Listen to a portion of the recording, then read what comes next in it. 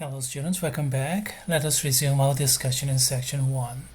Previously we went through all those examples and they're all based upon the basic strategy here, but we didn't do this one yet. Let's do those. Previous example, remember those? We have all those denominators to remove, but they're all integers. So we could take the least common multiple of the denominators and multiply that to each and every one. This time we have some x expressions down there. Does it cause trouble? Not too much actually.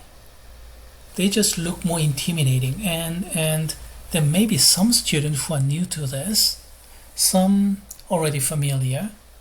Even if you're new, if you remember just this standard process, this is not going to cause you any trouble. So I'll assume everybody's new and do these kind of problems following this basic strategy. Let me expand the font so that you can read these fractions better, and some space in between. Okay, all right.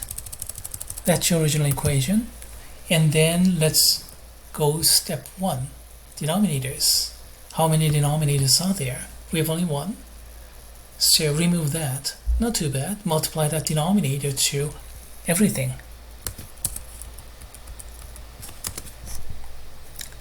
So multiply x minus 2 to both left hand side and right hand side, which will give you this expression. So here,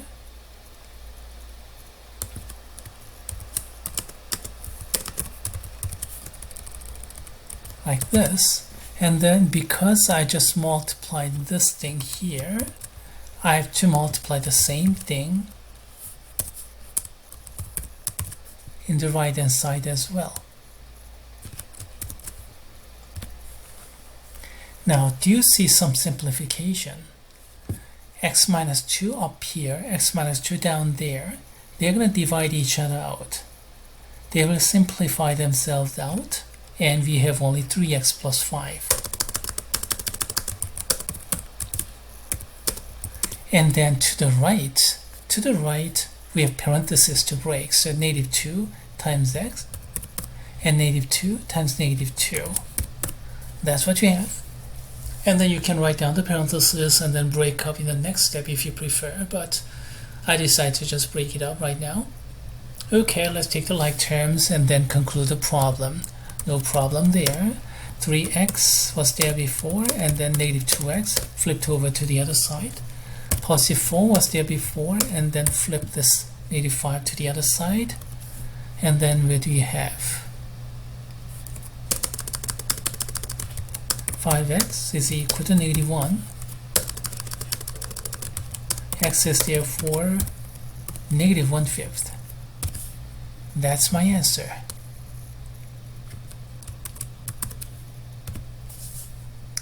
And I always advise you to go back and check, plug in x value, negative 1/5, into this expression and see if this is right. In this particular case, checking that is going to be particularly more important compared with these kind of problems. The reason, I don't have any expression downstairs in denominator.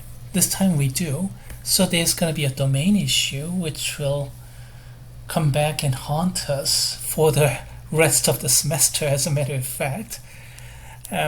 Let's not go too deeply into this concept right now, so let's not worry too much about the domain issue. Let's just call it a checking process.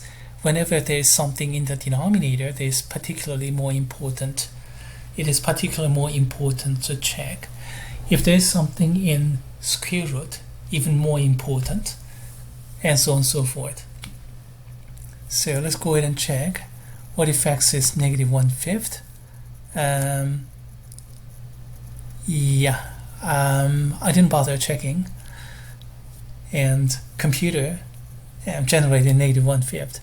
But checking the process, plugging in x equal to negative 1/5 to the original equation and checking, that's left to the students. but it should work out. And here's the solution, which is the same as before.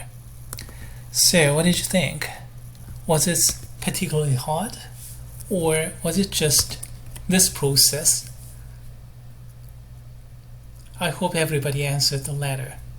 We may have some x expressions, but hey, just a denominator, so let's remove it. Let's go to the next problem here. This time we have three denominators actually, so removing all those will become more important than the previous problem. Okay, let's put some space in between.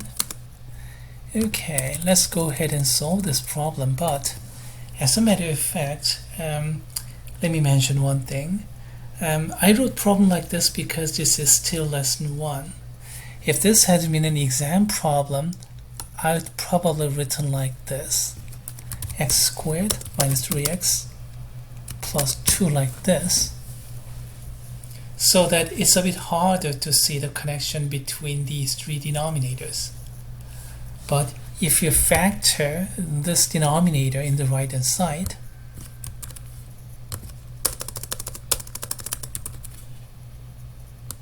then you see that this denominator is nothing more than the product of the other two. So this problem here would have been harder if I wrote original problem like this.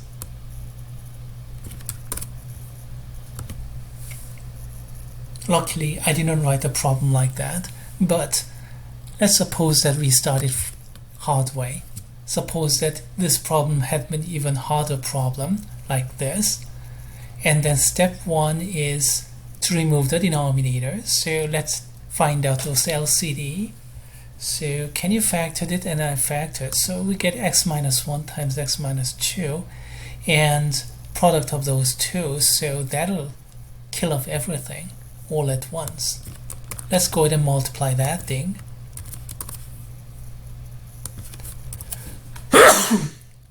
Oh, excuse me, sorry, I had a sudden sneeze. Sorry about that.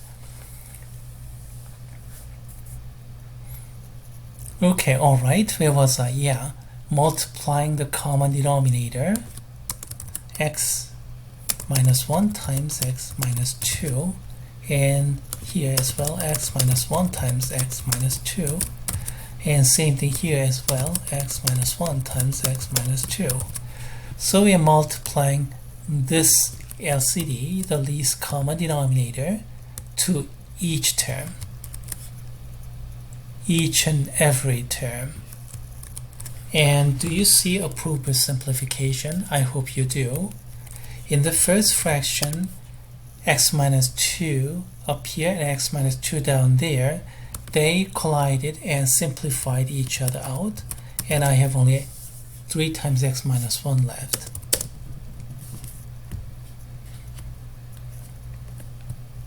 And then here x minus 1 and that x minus 1 simplified each other out, 1 times x minus 2 left. Actually, nobody writes like this, 1 times something, it just that. And then here everything goes out and we have just 7. Okay, alright. No more denominator. Good. What do you do next? Let's break up the parentheses. This is done. Now let's go to the parentheses. 3x minus 3 and then minus x plus 2 equals to 7. Remember the sign change here. I have to distribute -1 to this. So in the end, what do you get? 3x, 2x minus 1 equals to 7. 2x equals to 8. X is 4. I hope I did all the computation correctly. I'm getting x is 4. 8 divided by 2, x is 4. Is that right? Yes, x equals to 4. Does it check out? The checking part is left to the students. I don't need this anymore because we have all the answer key here now. And checking x equals to 4 back into this and checking, and that's left to the students. In any case, do you feel okay about this? Denominators number 1, parentheses number 2, like terms number 3. Just following these, you get the answer. One more problem to go, and I hope we have enough time for that. In case we don't, well, alright, try this. Stop the playback and then do it on your own. What do you get?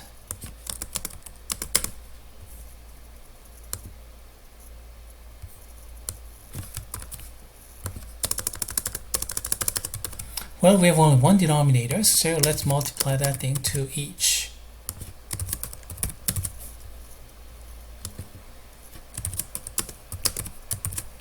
Did I do this right? So we have cancellation. X minus 1, x minus 1, they simplify each other out. We have 3x. And 2 times x minus 1, 2x minus 2. And the right hand side, cancellation, we just have 3. The purpose of this x minus 1, that business, the LCD business, was to remove the denominators, and we just did. And then here, I just broke up the parentheses as well, so that's also done. Let's go to the like terms. 5x minus 2 equals to 3, so we have 5x equals to 5. Oh, great. X is 1, and that's the solution I got. Agreed? Nope. This is a wrong answer. Correct process, wrong answer. Why not? Well, check. Plug in x equals to 1 to the original equation and check. See what happens. See for yourself. Stop the playback and try. What do you get if you plug x equals 1 back to the original equation? This is what you're going to encounter. You get 0 in the denominator. See this? Let's see, let me increase the font. We get 1 minus 1 down here, and also another 1 minus 1 down there. So we have 0 denominator. Twice. As a matter of fact, twice, 15 times makes no difference. If there is 1, and that's it. No denominator 0 is allowed, so everything breaks down. Consequently, there is no solution. Mathematical computation yielded nothing because there is no solution. This kind of thing, x equals to 1 here, this kind of thing is called an extraneous solution.